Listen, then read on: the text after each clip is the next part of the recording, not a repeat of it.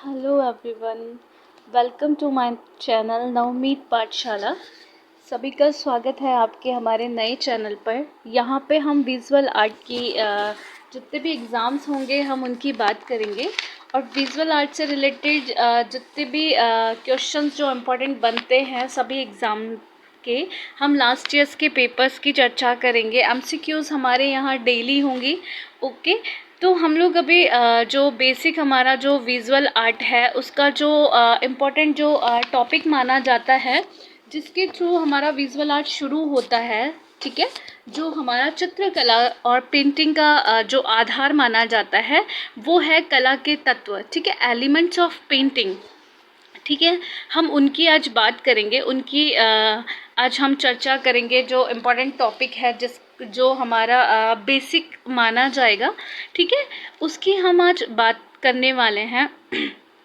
तो सबसे पहले जो हम बात करेंगे वो है कि जो हमारी आर्ट है उसमें जो बेसिक हमारे जो षडांग हैं, ठीक है, जो कला के नियम बने हुए हैं, ये हमारी प्राचीन भारतीय जो कला है, जो शास्त्रीय कला रही है, हमारी क्लासिकल जो आर्ट रही है, उसमें भी उसी में से हम लोगों ने ये चीज़ें देखी हैं और वहाँ पे ये नियम और जो सिद्धांत हमें दिखाई देते हैं, ठीक है, वो हमारा जो भारतीय शास्त्रीय जो कला रही है उसमें ये बहुत ज़्यादा इम्पोर्टेंट रहा है और उसी को हम आइडियल मान के, ठीक है, हम आज की जो आधुनिक कला है हम उनकी बात करते हैं, ठीक है, उसी में ये बहुत ज़्यादा इम्पोर्टेंस रखते हैं, ठीक है।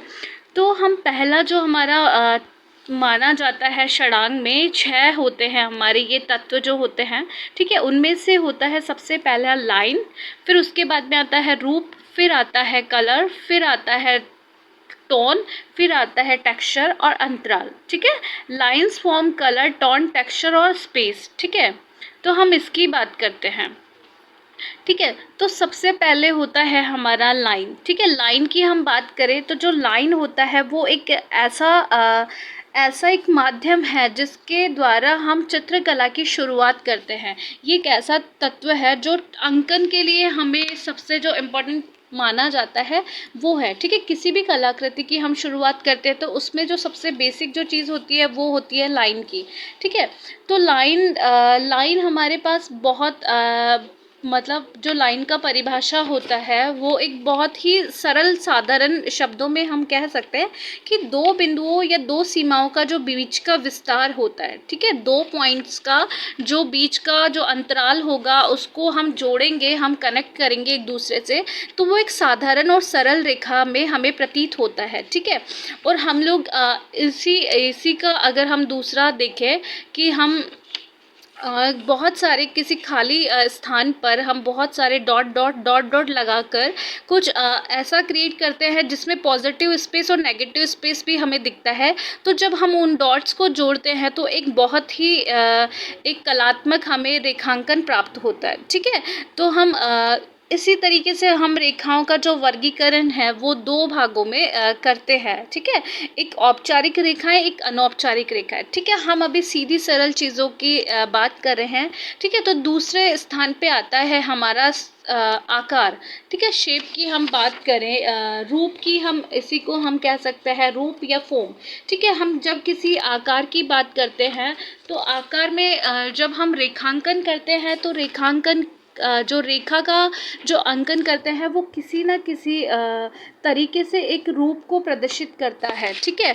अब रूप हमारा द्विआयामी होता है, मतलब 2 डायमेंशनल होता है हमारे सरफेस पे, ठीक है।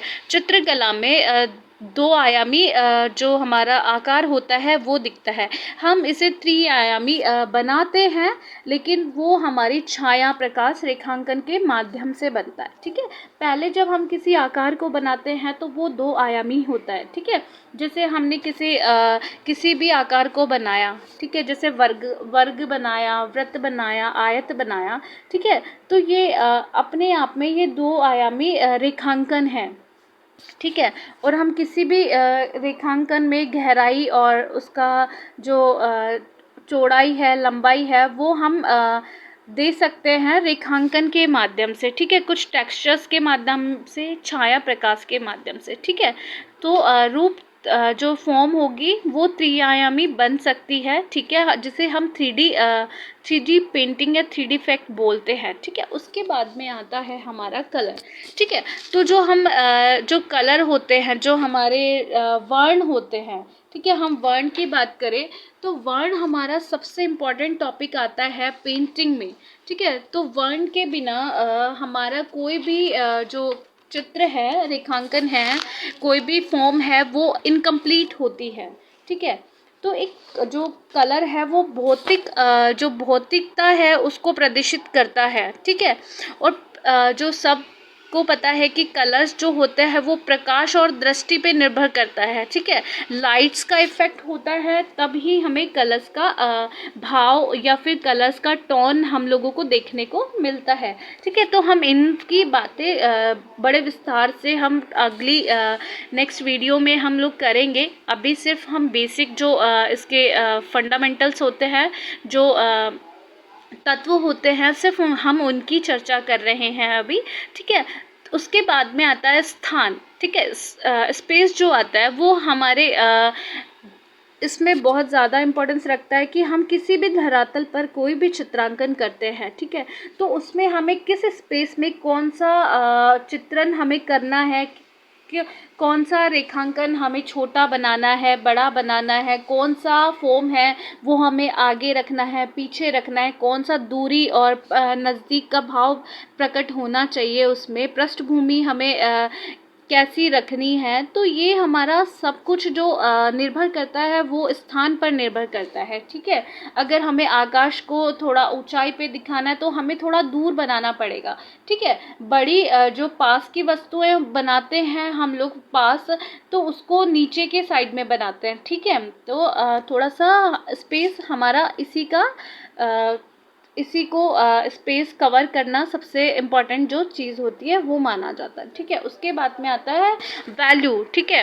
वैल्यू का मतलब होता है कि जो टोन होती है, ठीक है, जो कुछ हम टेक्सचर्स देते हैं, ठीक है, तो उसकी हम लोग बात करते हैं। तो वैल्यू का मतलब होता है कि जो टोन होती है, ठीक है, हम डार्क और लाइट की बात करें, ठीक है, शेड्स की बात करते हैं, तो हम इसमें बात कर सकते हैं, ठीक है, कि हम लोगों को लाइट्स किस साइड से आ रही है तो हम वहाँ लाइट शेड रखेंगे, ठीक है। जहाँ हमको 3D इफेक्ट देना है तो हम गहराई की तरफ जाना है तो हम वहाँ डार्क कलर्स करते हैं, ठीक है।